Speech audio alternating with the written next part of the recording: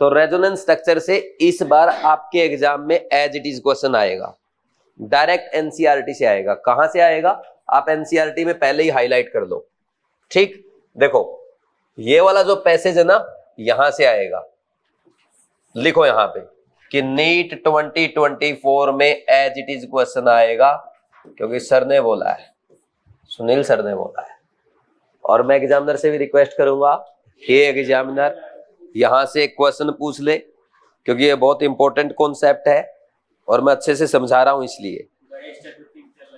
ठीक, सुनो अब लास्ट ईयर है ना, मैंने 2 पॉइंट बोले थे, एक तो ये वाला पॉइंट और एक इलेक्ट्रोमैग्नेटिक इफेक्ट में। ठीक, 2 ही थियोरेटिकल पॉइंट मैंने ऐसे बोले थे जहां से एग्जामिनर क्वेश्चन पूछ सकता है। नीट 2023 में एक भी पॉइंट से एग्जामिनर ने क्वेश्चन नहीं पूछा, लेकिन री नीट 2023 में इलेक्ट्रोमैग्नेटिक इफेक्ट का जो पॉइंट मैंने बोला, एग्जैक्ट वहीं से असर्शन रीजन का क्वेश्चन आया है। ठीक, यहां से मैं एग्जामिनर को रिक्वेस्ट करूंगा कि आपको स्टेटमेंट वाला क्वेश्चन पूछना, क्योंकि इस पैसेज में 4 स्टेटमेंट है। देखना आप कितनी इंटरेस्टिंग है। करें स्टार्ट। देखो सबसे पहले the energy of actual structure of the molecule that is resonance hybrid, यानी एक्चुअल स्ट्रक्चर को क्या कहते हैं?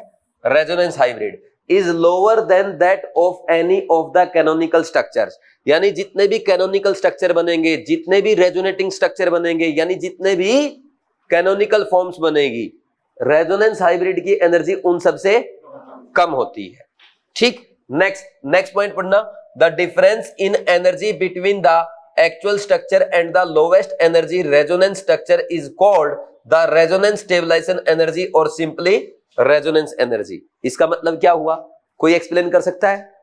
इसका मतलब यह है कि भाई अगर मान लीजिए हमारा कोई मॉलिक्यूल है और उसके 3 रेजोनेटिंग स्ट्रक्चर बनते हैं, 1 2 3, मान लीजिए मैंने ऐसे लिख दिया, और अगर इनकी एनर्जी की बात करें तो 1 की एनर्जी सबसे ज्यादा है, उससे कम 2 की, और सबसे कम किसकी है? 3 की है।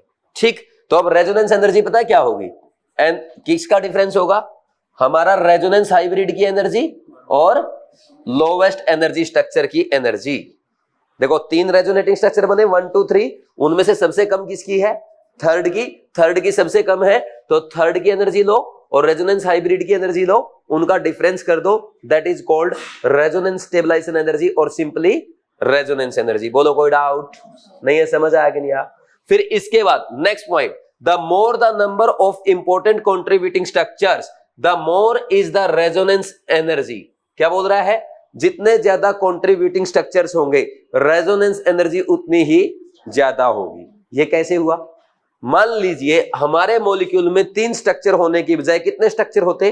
5 स्ट्रक्चर होते हैं, ऐसा मान लेते हैं। तो 5 स्ट्रक्चर मान लीजिए ऐसे है, 1 2 3 4 5, और इनकी एनर्जी का ऑर्डर भी है, 1 की ज्यादा, 2 की उससे कम, 3 की उससे कम, 4 की उससे कम और 5 की सबसे कम। तो अब आप क्या करोगे? डिफरेंट आप रेजोनेंस एनर्जी कैसे फाइंड आउट करोगे? Resonance energy equal to resonance energy of hybrid minus resonance energy of lowest energy structure that is 5th। तो 5th की तो क्या है? थर्ड वाले से और भी कम है, तो इसकी और भी कम है, तो ये डिफरेंस क्या आएगा? ज्यादा। ये डिफरेंस ज्यादा आएगा तो रेजोनेंस एनर्जी ज्यादा, और जिसकी रेजोनेंस एनर्जी ज्यादा उसकी स्टेबिलिटी क्या हो जाएगी? ज्यादा। यानी इनडायरेक्टली हम बोल सकते हैं जितने ज्यादा रेजोनेटिंग स्ट्रक्चर बनेंगे, मॉलिक्यूल की स्टेबिलिटी उतनी ही ज्यादा होगी। बोलो कोई डाउट है क्या? यहां तक अच्छे समझ में आया कि नहीं? फिर इसके बाद नेक्स्ट पॉइंट पता क्या लिखा है? Resonance is particularly important when the contributing structures are equivalent in energy। तो क्या बोल रहा है भाई? रेजोनेंस कब ज्यादा इंपॉर्टेंट है? जब कंट्रीब्यूटिंग स्ट्रक्चर क्या हो? इक्वल हो एनर्जी में, यानी इक्विवेलेंट रेजोनेंस जब हो रहा हो। तो मैं आपको आगे लिखाऊंगा और पढ़ाऊंगा, जो इक्विवेलेंट रेजोनेंस होता है वो नॉर्मल रेजोनेंस से ज्यादा इफेक्टिव होता है। तो आप सिंपली इस पॉइंट को ऐसे समझ सकते हैं, equivalent resonance is more effective than normal resonance. बोलो कोई डाउट है क्या? आगे लिखवा दूंगा अभी। समझ आए चारों पॉइंट?